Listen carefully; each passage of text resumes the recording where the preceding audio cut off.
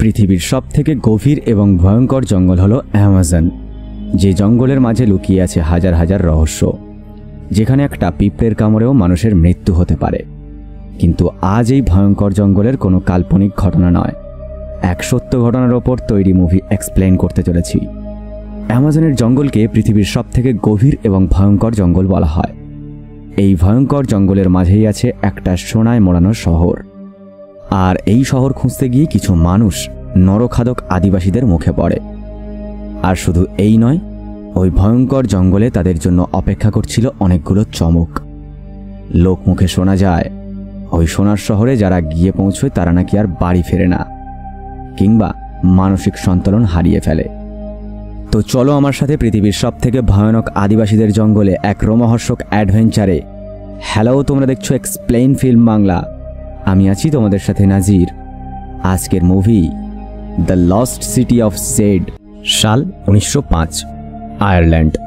Movie শুরু হয়, দেখানো হয় সেখানকার আর্মি ব্যারাকে হরিণ শিকারের প্রতিযোগিতা চলছে, সেটি সেনার এক বড় নেতাকে উপহার দেওয়ার জন্য, যিনি সেদিন সন্ধ্যায় অনুষ্ঠানে আসবেন, এবং যে এই শিকার করতে পারবে সে হয়তো পুরস্কার হিসেবে প্রমোশন পেতে পারে। এরপর আমরা একজন ব্রিটিশ সেনার সাথে পরিচিত হই, আর এনার নাম হলো পার্সি ফসেট, যে তার স্ত্রী নিনা এবং ছেলে জ্যাকের সাথে এখানে ছিলেন। এরপর শিকার শুরু হয় এবং সবশেষে পার্সি সেই হরিণটাকে শিকার করতে সফল হয়।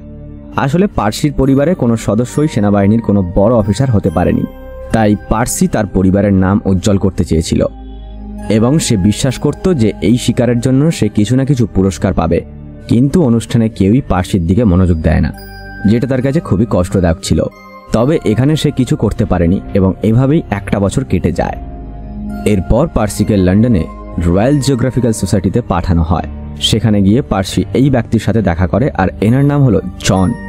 জন তাকে জানায় বলিভিয়া এবং ব্রাজিলের মধ্যে একটি জঙ্গল আছে, আর ওই জঙ্গলের নাম অ্যামাজন। এই জঙ্গল নিয়ে উভয় দেশের মধ্যে অনেক বিরোধ চলছে, এজন্য ইনি বলেন আমাদের সীমান্ত পরিমাপ করতে হবে, কারণ এই বিরোধের কারণে আমাদের জঙ্গলের রাবার ব্যবসা ক্ষতিগ্রস্ত হচ্ছে। জন আরও বলেন এই কাজ করতে গিয়ে তোমাকে অনেক কঠিন পরিস্থিতি ও বিপদের সম্মুখীন হতে হবে, কারণ অ্যামাজনের গাছের উচ্চতার কারণে সূর্যের আলো মাটিতে পৌঁছয় না।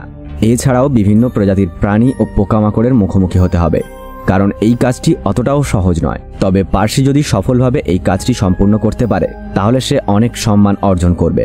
এটাই পার্সির কাছে তার পরিবারের নাম উজ্জ্বল করার একটা বড় সুযোগ ছিল, তাই সে এই কাজ করতে রাজি হয়ে যায়। হ্যাঁ, সে নিনাকেও এটা জানায়, যদিও নিনা তখন তার দ্বিতীয় সন্তানের মা হতে চলেছে। তবুও পার্সিকে এই মিশনে যেতেই হয়। এরপর পার্সি তার যাত্রা শুরু করে। যাত্রার সময় সে অনুভব করে কেউ তার জাহাজে রয়েছে। তখন সে দেখে একজন ব্যক্তি তাকে ফলো করছে। পার্সি নিজের দ্রুততার সাথে তাকে ধরে ফেলে, আর এর নাম হলো কস্টিন। কস্টিন জানায় যে সেও সেনাবাহিনীতে কাজ করে, এজন্য সে পার্সির সাথে এই মিশনে যেতে চায়। তার কোনো পরিবার না থাকায় পার্সি তাকে নিয়ে যেতে রাজি হয়। এরপর দুজনেই যাত্রা শুরু করে। কয়েকদিন পর তারা অ্যামাজন জঙ্গলে পৌঁছায়। সেখানে অনেক সাপ, পোকামাকড় এবং মৌমাছির মুখোমুখি হতে হয় তাদের। এসব সমস্যার মুখোমুখি হয়ে তারা একটি মানব বসতিতে পৌঁছায়, যেখানে গিয়ে তারা এই ব্যক্তির সাথে দেখা করে, আর এনার নাম হলো ব্যারন, যিনি এই স্থানে রবার ব্যবসা করতেন।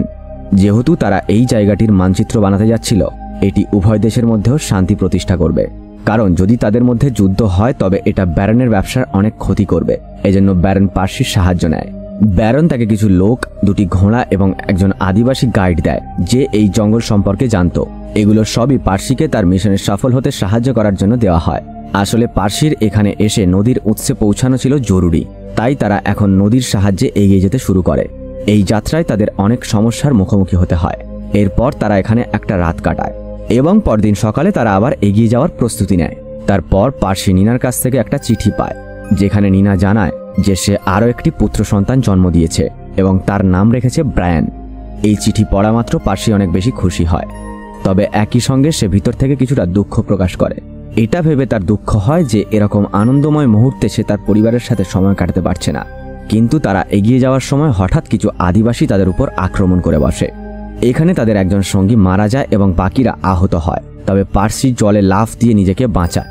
আদিবাসীরা আসলে যে কোনো অপরিচিত ব্যক্তিকে আক্রমণ করত যারা তাদের সীমানা দিয়ে যেত। এবার পার্সির সঙ্গে থাকা আদিবাসী গাইড তাকে বলে যে যাত্রার শেষে যে জায়গায় সে যেতে চায় তার পেছনে একটি ঘন জঙ্গল রয়েছে। সেই জঙ্গলে একটি হারিয়ে যাওয়া সোনার শহর রয়েছে। কেউ যদি সেই শহরে পৌঁছে যায় তবে সে কখনোই সেই শহর ছেড়ে আসতে চাইবে না, কারণ সেই শহর স্বর্গের মতো সুন্দর। যদিও পার্সি এই কথাগুলো উপেক্ষা করে। তারা সামনের দিকে যত এগিয়ে যাচ্ছিল তাদের সমস্যাগুলো ততই বাড়ছিল। এমনকি এমন সময়ও আসে যখন তাদের খাবার ফুরিয়ে যায়। তখন তারা নিজেদের মধ্যে খাবারের জন্য লড়াই করতে থাকে। এরপর তারা অবশেষে তাদের গন্তব্যে পৌঁছয়। এর আগে কেউ এক জায়গায় পৌঁছতে পারেনি, তাই তারা অনেক বেশি খুশি হয়। আর তাদের মধ্যে সবথেকে বেশি খুশি হয় কস্টিন। এবার তারা এখানে শিকার করে এবং খাবারের ব্যবস্থা করে।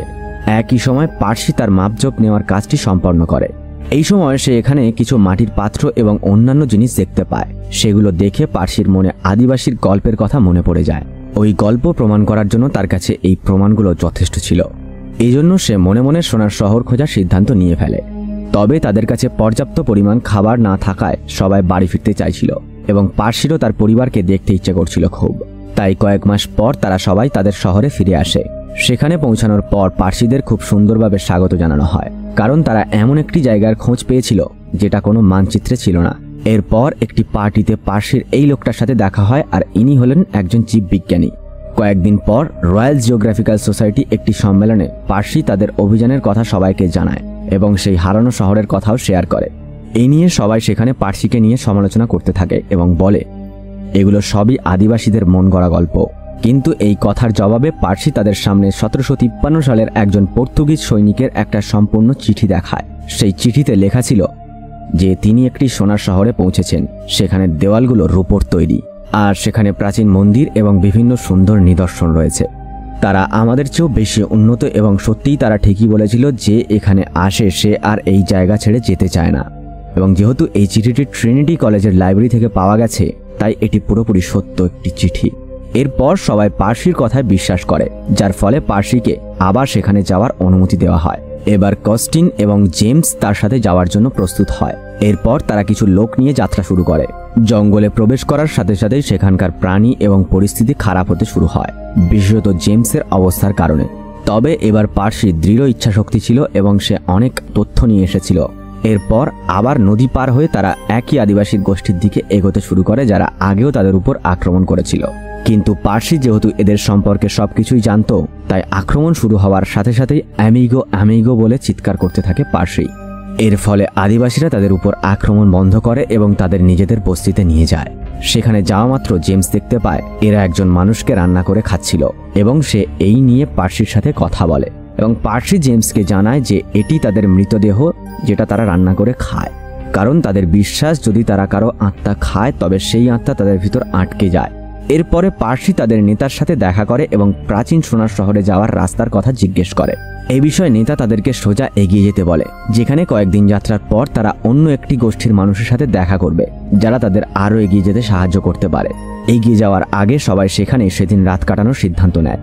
কিন্তু সকালে যখন তারা রওনা হয় তখন জেমস বিরক্ত হয়ে পড়ে, কারণ সে রাতে সবার ব্যাগ থেকে খাবার চুরি করে খেয়ে ফেলেছিল এবং এখন তাদের কাছে সামান্য পরিমাণে খাবার বেঁচে ছিল। তবুও তারা না চাইতে এগিয়ে যায়।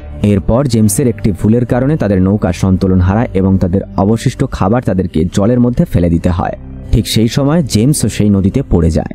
কোনোভাবে কস্টিন তাকে উদ্ধার করে নদীর তীরে নিয়ে আসে। সেদিন জেমসের পায়ে যে ক্ষত হয়েছিল সেটা আস্তে আস্তে ইনফেকশন হতে শুরু করে এবং সে জ্বরেও ভুল বকছে। এইভাবে চলতে থাকলে জেমসকে নিয়ে জার্নি করা একেবারেই সম্ভব নয়। পার্সি এতে খুব রেগে যায় এবং তাকে তার ঘোড়া সহ ফেরত পাঠিয়ে দেয়।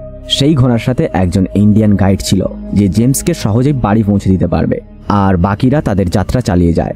এই যাত্রায় অনেক দিন কেটে যায় এবং খাবারের অভাব ও ক্ষুধার কারণে তাদের সাহস ভেঙে পড়তে থাকে। অনেক বন্য প্রাণী তাদের উপর আক্রমণ করতে থাকে, তাই অবশেষে হার মেনে পার্সিকে সেখান থেকে ফিরে আসতে হয়। বাড়ি ফিরে পার্সি তার পরিবারের সাথে দেখা করে খুব খুশি হয়। তার ছেলে ব্রায়ান এখন অনেক বড় হয়ে গেছে এবং তার সাথে একটি ছোট মেয়েও ছিল। কয়েকদিন পর পার্সি এবং তার সহকর্মীদেরকে রয়্যাল জিওগ্রাফিক্যাল সোসাইটিতে ডাকা হয়, যেখানে আমরা জেমসকে দেখতে পাই। সে আগের চেয়ে অনেক ভালো অবস্থায় ছিল, কিন্তু সে পার্সি এবং তার সহকর্মীদের বিরুদ্ধে অভিযোগ করে যে তারা নাকি যাত্রার সময় কোনো খাবার দেয়নি তাকে এবং তাকে সেখান থেকে মেরে ফেলার জন্য রেখে চলে গেছিল। এই জন্য পার্সিকে তার কাছে ক্ষমা চাইতে হবে। এবার পার্সি জেমসকে বলে তার কারণেই তারা ফিরে এসেছে এবং তাদের মিশনও ব্যর্থ হয়েছে। তাই আমি তোমার কাছে ক্ষমা চাইব না, তবে আমার বন্ধুদের কাছে চাইব, কারণ আমি তাদের কথা শুনিনি এবং তোমাকে সেখানে মরতে দেইনি। এতটুকু বলার পর পার্সি পদত্যাগপত্র জমা দিয়ে সেখান থেকে চলে আসে। পার্সি বাড়ি এসে জানতে পারে ওয়্যার অফিস থেকে চিঠি এসেছে, তার মানে তাকে যুদ্ধে যেতেই হবে। জ্যাক এখন বড় হয়েছে, সে ছোট থেকে সেভাবে তার বাবার আদর পায়নি এবং তাদের ব্যর্থতার খবর চারিদিকে ছড়িয়ে পড়েছে, যার কারণে বাইরে কান পাতা যাচ্ছে না। এবার জ্যাক যখন জানতে পারে তার বাবাকে আবার যুদ্ধে চলে যেতে হবে, তখনই জ্যাক তার বাবাকে তার পরিবারের দায়িত্ব সম্পর্কে প্রশ্ন করে। এর সাথে সে আরও বলে পার্সি তার পরিবারের কোনো চিন্তাই করে না। এই কথাগুলো শুনে পার্সির খুব খারাপ লাগে এবং রাগের বশে তিনি অজান্তেই জ্যাককে একটা চড় কষিয়ে দেয়, যা নিয়ে সে খুব অনুতপ্ত হয়। কিন্তু শেষ পর্যন্ত তাকে এই যুদ্ধে অংশ নিতেই হয়। আসলে সেই হারানো শহরটি খোঁজার বাইরে পার্সির মন কোথাও বসছিল না এবং যেখানে এই যুদ্ধ চলছিল সেখানে সে হেনরির সাথে দেখা করে। হেনরি তাকে একজন মহিলার কাছে নিয়ে যান যিনি ভবিষ্যৎ বলতে পারেন। তিনি পার্সির দিকে তাকিয়ে বলেন, আপনি একটি বড় শহর খুঁজছেন, কিন্তু আপনি সাহস হারাবেন না, কারণ আপনি সেই জিনিসটি পাওয়ার খুব কাছাকাছি রয়েছেন, তাই আপনাকে চেষ্টা চালিয়ে যেতে হবে। এই কথা শোনার পর পার্সির মনের মধ্যে একটি নতুন উদ্দীপনা আসে এবং সে যুদ্ধে ঝাঁপিয়ে পড়ে। কিন্তু একদিন হঠাৎ শত্রুবাহিনী ক্লোরিন গ্যাস দিয়ে আক্রমণ করে, যা পার্সি এবং তার সেনাবাহিনীকে খুব বিপদে ফেলে। তবুও তারা শক্তভাবে দাঁড়িয়ে থাকে। এ কারণে শেষ পর্যন্ত তারা যুদ্ধে জয়লাভ করে। তবে শত্রুপক্ষের ক্লোরিন গ্যাসের আক্রমণের ফলে পার্সির চোখের দৃষ্টি কিছু সময়ের জন্য চলে যায়, যদিও কয়েকদিন পর সেটা আবারও ঠিক হয়ে যায়। এবং যেহেতু পার্সি খুব সাহসিকতার সাথে যুদ্ধ করেছিল, তাই পার্সিকে প্রমোশন দিয়ে লেফটেন্যান্ট কর্নেল বানিয়ে দেওয়া হয়। এটি পার্সিকে খুব খুশি করে। এর কয়েক বছর পর পার্সি সেনাবাহিনী থেকে অবসর নেয় এবং তার পরিবারের সাথে সুখী জীবন শুরু করে। কিন্তু এখনো পর্যন্ত পার্সির সেই স্বপ্নের শহরের গল্প পুরোপুরি ছড়িয়ে পড়েছে। এজন্য আমেরিকার জঙ্গলে অনুসন্ধানের জন্য তারা সেনাবাহিনী পাঠানোর সিদ্ধান্ত নেয়। তারা পার্সির এই মিশনে তাকে সাহায্য করতে চায়, কিন্তু পার্সি স্পষ্টভাবে তাদের প্রস্তাব প্রত্যাখ্যান করে। এটা দেখে পার্সির ছেলে জ্যাক তার কাছে আসে এবং বলে, আমি জানি বাবা, সেই শহর খোঁজা তোমার স্বপ্ন, তাই এখন আমরা দুজন একসাথে এই স্বপ্ন পূরণ করব। এবার আমি তোমার সাথেই থাকব। আমি সেই হারানো শহর খুঁজতে যাব তোমার সাথে, কারণ যদি আমেরিকানরা এটি আগে খুঁজে পায় তবে তারা সেখানকার সংস্কৃতি ধ্বংস করে দেবে, তাই আমাদের তাদের আগে এটি খুঁজে বের করতেই হবে। এইটা শুনে পার্সি খুব খুশি হয়। এরপর দুজনেই নিনাকে রাজি করানোর চেষ্টা করে। নিনা প্রথমে জ্যাককে যেতে দিতে রাজি হয় না, তবে পরে জ্যাকের অনুরোধে সে রাজি হয়ে যায়। এরপর যাত্রার প্রস্তুতি নিতে আরো 2 বছর লেগে যায়। এবার পার্সি হেনরির সাথে দেখা করে এবং তাকে সঙ্গে যেতে বলে, কিন্তু হেনরির নিজের পরিবার ছিল, তাই সে পার্সির সাথে যেতে রাজি হয় না। এরপর পার্সি জনের সাথে দেখা করে, যে পার্সিকে প্রথমবার অ্যামাজন জঙ্গলে পাঠিয়েছিল। জনকে ধন্যবাদ জানিয়ে পার্সি বলে, আমি যদি সোনার শহর খুঁজে পাই তবে আমি আপনাকে একটি কম্পাস পাঠাবো। এটি দেখেই আপনি বুঝতে পারবেন যে আমরা সেই শহর খুঁজে পেয়েছি। এরপর পার্সি এবং জ্যাক তাদের পরিবারকে বিদায় জানাচ্ছে। কয়েকদিন পর তারা দুর্গম পথ অতিক্রম করে জঙ্গলে পৌঁছয়। এখান থেকে পার্সি নিনাকে একটি চিঠি লেখে, যেটাতে সে জানায়, এটাই হয়তো আমার লেখা শেষ চিঠি হতে পারে। আমাদের সাথে যারা এসেছিল একে একে তারা সবাই ফিরে যাচ্ছে। আমাদের এক ইন্ডিয়ান আদিবাসী গোষ্ঠীর সাথে সাক্ষাৎ হয়েছে, তাদের কাছ থেকে অনেক তথ্য পাওয়া গেছে। এখান থেকে আর কিছুটা দূরে নাকি একটা গুহা আছে, যার পাথরের গায়ে অনেক ভাস্কর্য রয়েছে, আর হয়তো সেটাই জেডের প্রবেশদ্বার। পার্সি আরো বলে, এই গোষ্ঠীর সর্দার অনেক হৃদয়বান। সে তাকে মনে করিয়ে দেয় আমরা সবাই একই মাটির তৈরি, দিন শেষে আমরা সবাই মানুষ। জ্যাকও অনেক সাহস দেখাচ্ছে, আর এই আদিবাসীরা আমাকে এবং জ্যাককে ভালোভাবে দেখাশোনা করছে। এরপর দুর্গম পথ অতিক্রম করে জঙ্গলের মাঝে গিয়ে পৌঁছয় তারা দুজন। কিন্তু হঠাৎই তারা দেখে অন্য এক আদিবাসী গোষ্ঠী অস্ত্রশস্ত্র নিয়ে তাদের দিকে এগিয়ে আসছে। পার্সি জ্যাককে শান্ত হতে বলে, কারণ এদেরকে অ্যাপ্রোচ করার কৌশল তার জানা রয়েছে। পার্সি দ্বিতীয় অভিযানে যেভাবে রুমাল দিয়ে অ্যামিগো অ্যামিগো বলতে বলতে এগিয়ে গেছিল, সেভাবে এগিয়ে যেতে থাকে। কিন্তু এই প্রথা এখানে কাজ করে না। ওই আদিবাসী গোষ্ঠী তাদের দুজনকে তাড়া করে এবং ছুটতে ছুটতে তারা দুজন অন্য এক আদিবাসী গোষ্ঠীর সীমান্তে ঢুকে পড়ে।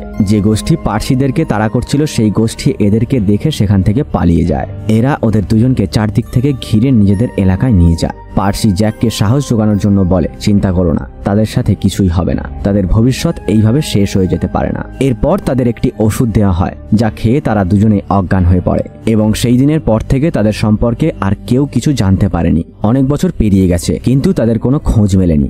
এরপর দেখানো হয় নিনাকে। সে এখন অনেক বয়স্ক হয়ে গেছে। একদিন নিনা জনের সাথে দেখা করে এবং জানায় যে গতকাল একজন ব্রাজিলিয়ান ব্যক্তি তার সাথে দেখা করতে এসেছিলেন, কিন্তু তিনি দাবি করছিলেন যে তিনি জ্যাক এবং পার্সিকে আদিবাসীদের সাথে থাকতে দেখেছেন। সম্ভবত সেই শহরটি খুঁজে পেয়েছে তারা। এই বিষয়ে জন বলে যে সেখানে অনেক গবেষণার দল পাঠিয়েছি, কিন্তু তারা ফিরে এসেছে। তারা পার্সি এবং জ্যাকের কোনো খোঁজ পায়নি। এটা শুনে নিনা খুবই দুঃখিত হয়। এরপর নিনা জনকে একটা কম্পাস দেয় এবং বলে, এটা পার্সি আপনাকে দেওয়ার জন্য বলেছিল। জন কম্পাসটি দেখে পার্সির কথা খুব মনে করতে থাকে। এটা দেখে এটা বোঝা যায় যে সম্ভবত পার্সি হয়তো সেই শহরটি খুঁজে পেয়েছিল।